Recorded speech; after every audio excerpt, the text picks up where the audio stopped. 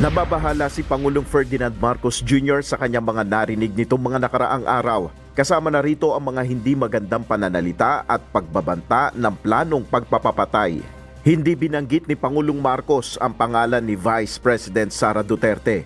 Ngunit kamakailan lamang sinabi ni VP Sara na may kinausap na siyang papatay kay PBBM sa First Lady at House Speaker kung siya ay mapapatay.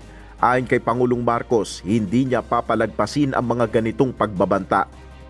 Kung ganun na lang kadali ang pagplano sa pagpatay ng isang presidente, paano pa kaya ang mga pangkaraniwan na mamamayan?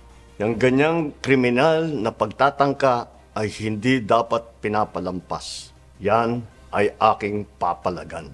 Ayon kay PBBM, dapat sagutin na lamang ng mga sangkot na personalidad ang mga katanungan sa isinasagawang investigasyon ng Kongreso. Ang tinutukoy rito ng Pangulo ay ang pagdinig ukol sa budget ng Office of the Vice President.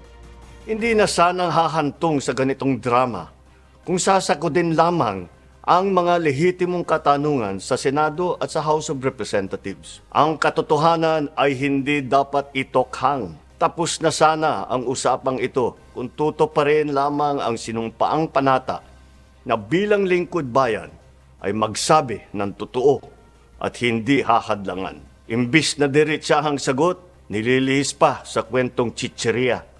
Ipinagtanggol rin ni PBBM ang ginagawang mga pagdinig ng mababa at mataas na kapulungan ng Kongreso.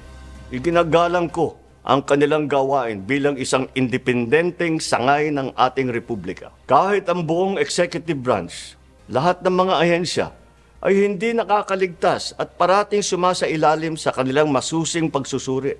Ayon kay Pangulong Marcos, ginagawa niya ang kanyang trabaho bilang pinuno ng bansa at sa kabila nito, kailangan anyang manaig pa rin ang batas. Sa kabila ng mga pambabatikos, nakatuon ang aking pansin sa pamamahala.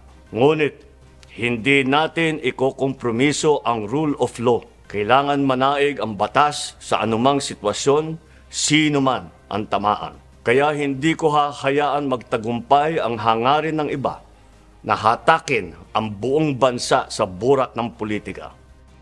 Nel Maribuho, UNTV News and Rescue, Diyos ang aming sandigan, serbisyo publiko ang aming pinahalagahan.